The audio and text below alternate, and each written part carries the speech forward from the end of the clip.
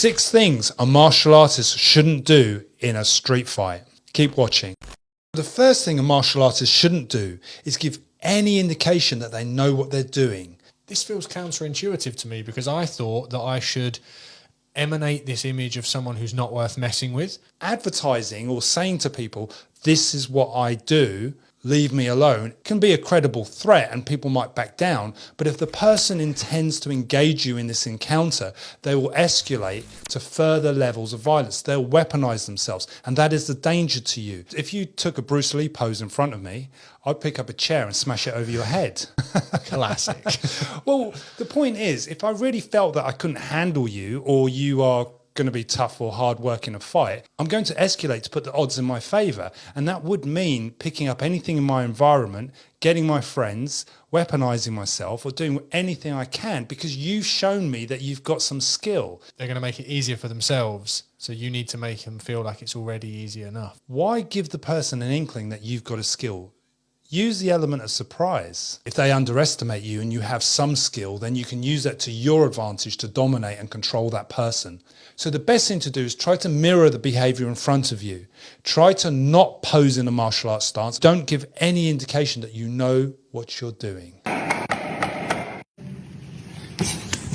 Never underestimate the guy in front of you. Don't be reactive. You've always got to give the bad guy credit, the aggressor, that he can be just as dangerous as you are. Is that an element of egotistical confidence if I think, well, I'll wait for them to punch, I'll dodge it, and then I'll counterattack? But not only is it arrogant, but it's also reactive. And reactive behavior is probably the most dangerous form of self-defense behavior that you can have. What you're doing is you're allowing them to move and then you to respond afterwards. Now, you could have a high level of skill. You've never met this person before in your life. You don't know what their abilities are and you don't know what their resilience would be to punishment. So you can't be reactive. You have to be proactive. You may have the skill level, but then you're gambling.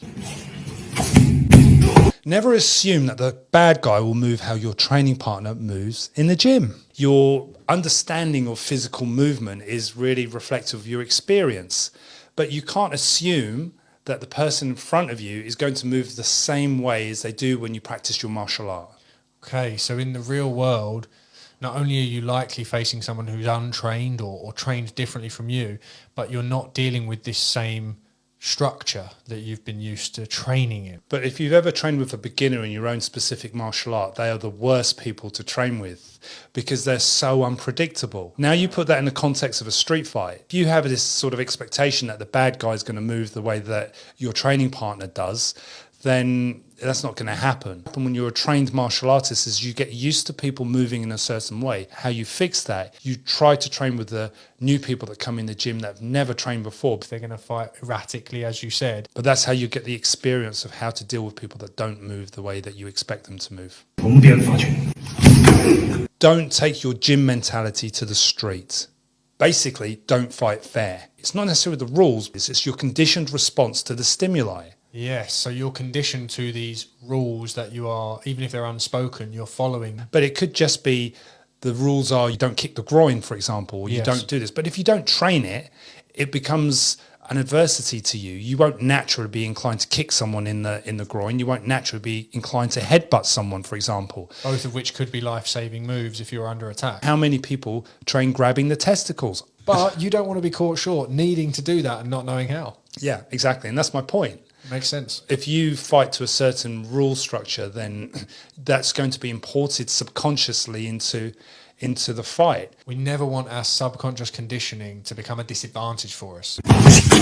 Never assume that one punch will finish a fight. So many martial artists have this in their mindset. But the extension of this point is that most people don't accept that they're going to get hit in a fight. That's why they want to train a martial art. The point being is that the mindset that you can finish fights quickly is actually going to be a disadvantage for you when you're in a street fight. The human body is very, very robust. It takes a lot of punishment. So you can't assume that you're going to hit someone once and they're going to fall on the floor.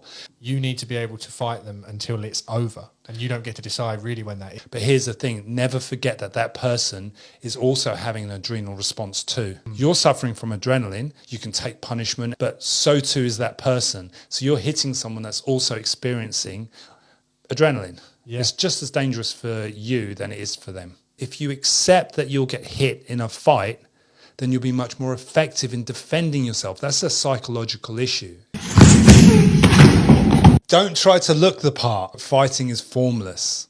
It's chaotic. It's not about what it looks like. It's about how effective it is. So never try to look the part. When you're fighting, a punch is a punch. You get your hands up, a block is a block, but you're not trying to do this stylized dragon move or panther fist or what have you. What you're trying to do is just get the job done in a gross motor fashion. And survive. Simple. And survive. Which brings to the next point. You never try new moves on the day.